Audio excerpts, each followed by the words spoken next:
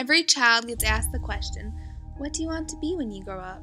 Some people switch from doctor to fireman to president to model and finally to teacher. Teacher, teacher, teacher. This word resonates with me.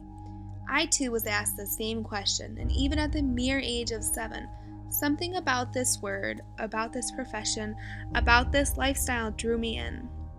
Time after time, I only answered with, I want to be a teacher. So much so that when I reached college, I went through a time of questioning my decision to be a teacher, wondering if I truly was meant to be a teacher. I never thought about doing anything else, so I worried if I was being too narrow-minded. I questioned if I thought through other professions enough to make a solid decision on a career that I would spend the rest of my life doing.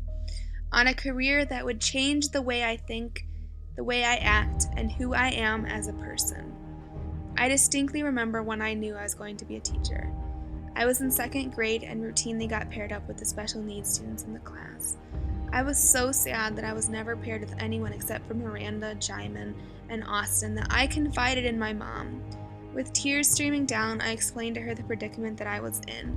I was not until a concerned Mrs. Lenahan came and explained to me that I was the best person in the class to work with them because I could not only be a partner to them, but I could also be a peer mentor, teacher, and friend. I knew from that moment on that I was going to be a teacher. There was one big problem though. I hated school. I hated school with a burning passion. Every night was a battle with my mom to get me to do my homework. I loved my teachers and my friends.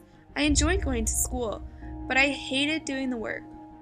My mom settled with the idea that I was going to be a C student, possibly only a D student. For a parent who is also a teacher, this is heartbreaking. Then came Mr. Claver, the big, scary, loud football coach turned 4th grade teacher that rocked my world. Every morning I came in at 6:30 and worked tirelessly at math Excel sheets, going over and over and over them until something changed. Until I started to understand why I was doing it.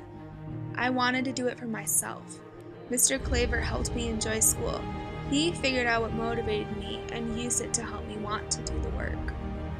Then came middle school, the worst 3 years of my life. I had so many health problems that I was nicknamed the sick girl by my peers. I spent months in the hospital. I missed over 5 months of my 8th grade year. There was one person that got me through it. They weren't a peer, they weren't a student, they weren't even born in the same decade as me. She was my teacher, Mrs. Lining.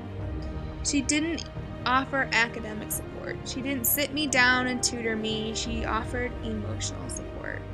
She was a friend during a time when every peer-to-peer interaction involved being bullied, and when I spent weeks on end in a hospital bed.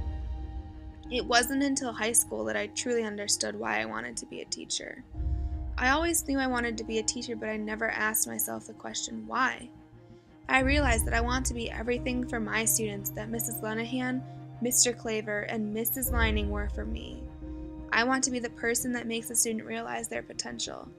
I want to be the person that pushes a student farther academically than they thought they were capable of. And I want to be the emotional support system for my students. I want to be their friend. I want to be a mentor to them. I want to be the person that they confide in. I want to be their personal cheerleader. And I want to be a Mrs. Lenahan, Mr. Claver, and Mrs. Lining to each and every one of my students.